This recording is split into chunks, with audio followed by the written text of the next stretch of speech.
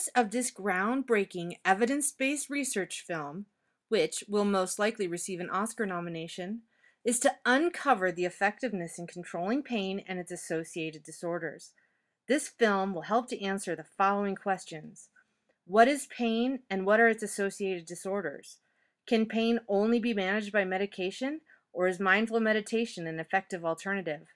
Ultimately, this will be the most amazing and informative film you have ever seen.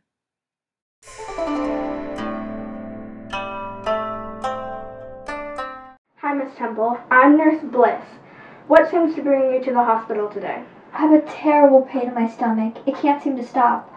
It looks like you have a history of pancreatitis. The doctor's going to look at that, but let's get your pain under control first. What's your current pain level on a scale of 1 to 10, 10 being the worst pain you've ever felt? A 9. It really hurts. Basically, you can tell it's pain because of the way it is.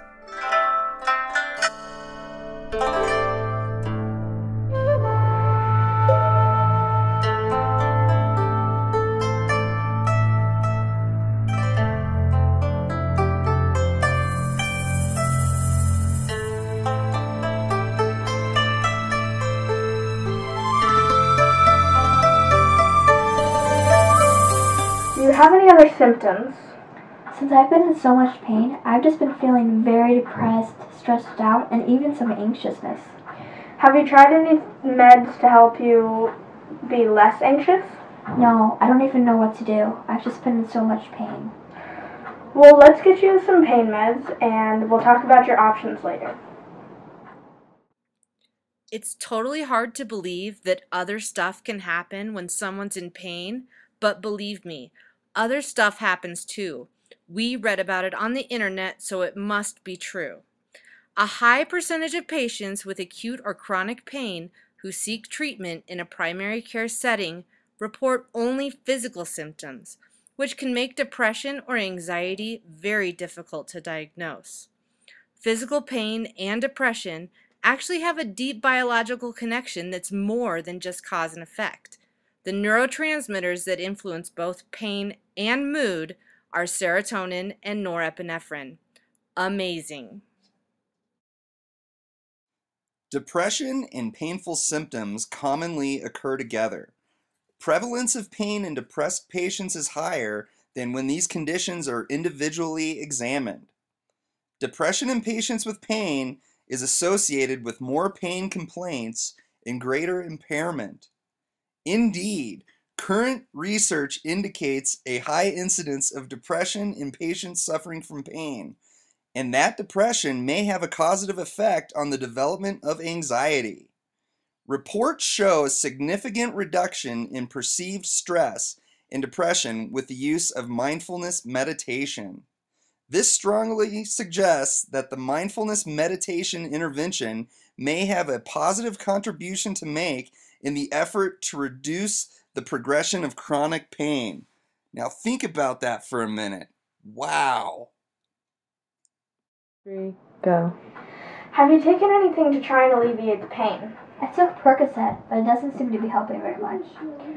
I'm going to try something a little stronger. This is Dilaudid. It should bring your pain level down.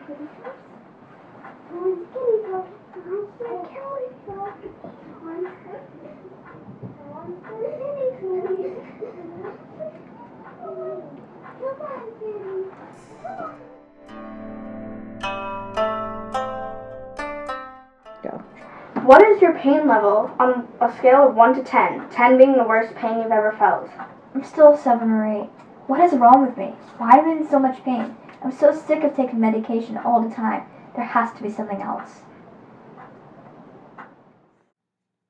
Although meds can be super fun, not everybody always wants to take them. It's suggested that typical pharmaceutical interventions may not always be the best standalone treatment for all patients. Boy, that's a lot of people to say that one sentence. 3, go. Have you ever heard of mindful meditation? No, what is it? Well, there's a lot of evidence and research that shows with a little bit of training, you can help yourself reduce pain. by meditating. I will try anything. Can you tell me how to do it?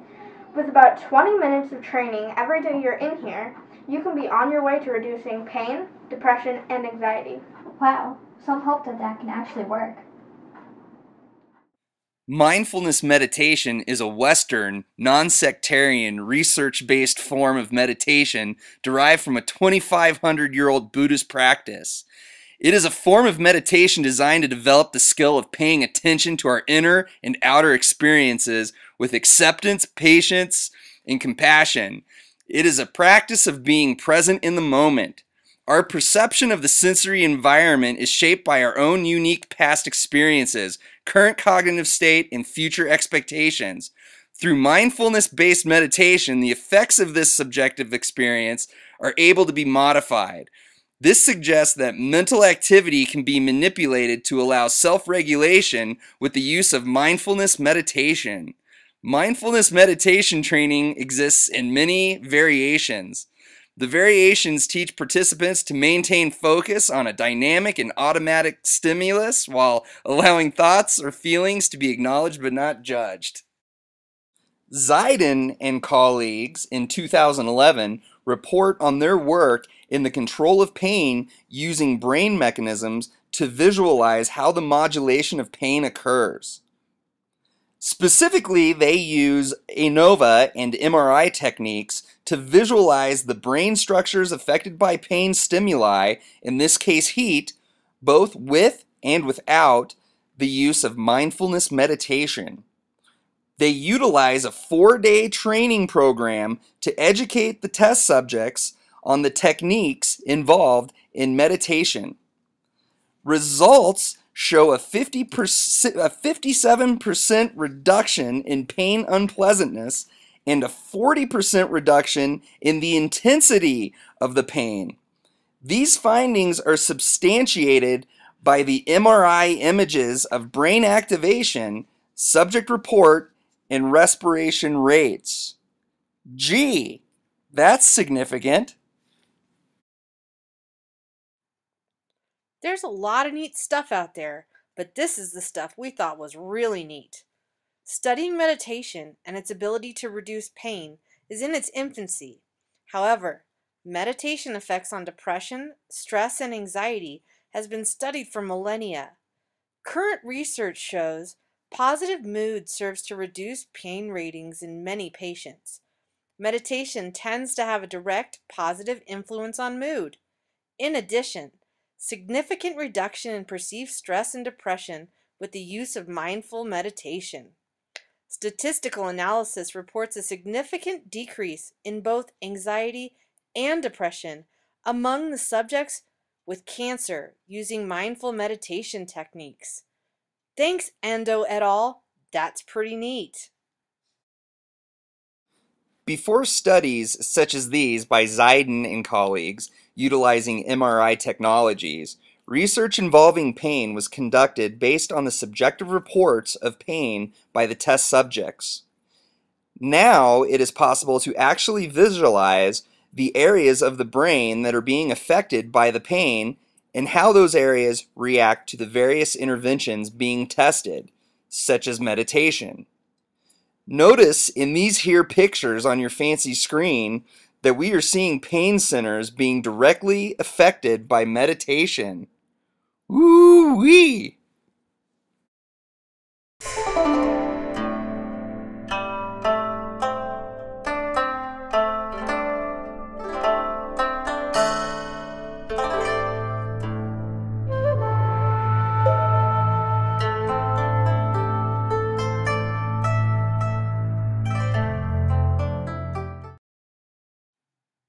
All this information has been fine and dandy, but can you really use meditation therapy for pain in a clinical setting?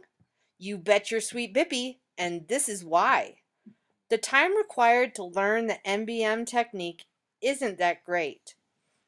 Most programs we researched indicated a system consisting of 20-minute sessions for 4 days is sufficient to learn the techniques. That awesome dude, Olivo, and his friends report an 86% compliance rate among participants in the 4-day program. One factor tied in with feasibility is the idea of whether or not the technique is accepted by the patients. Some other awesome peeps found that 35% of the respondents believed that meditation would improve their overall health, while 49% believe it will reduce their stress levels. That's pretty cool.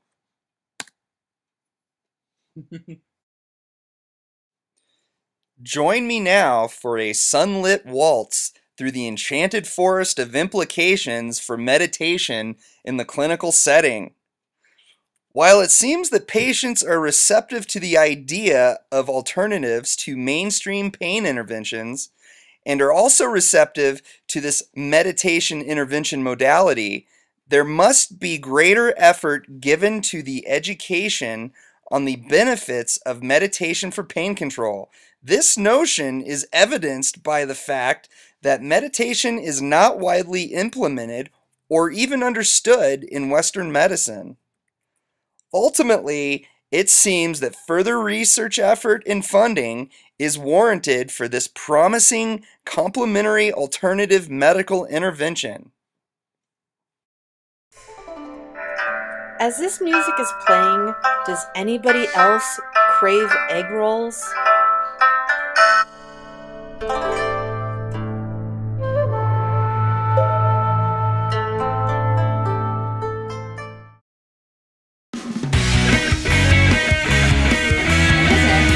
Well, a lot of evidence and research shows that we already messed up. Taking anything to try and alleviate the pain? I took Percocet, but it doesn't seem to be helping very much. Well, I'm gonna give you something a little stronger. This is called flippin'.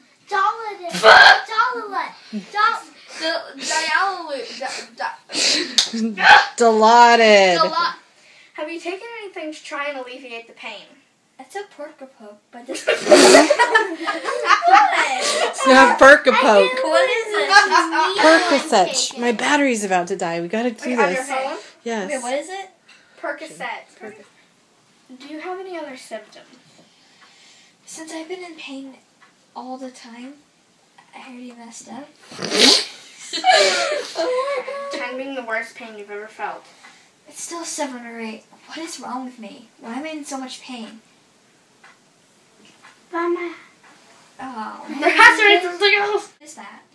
With a little bit of training, you could be on your way out of here by reducing your pain with meditating.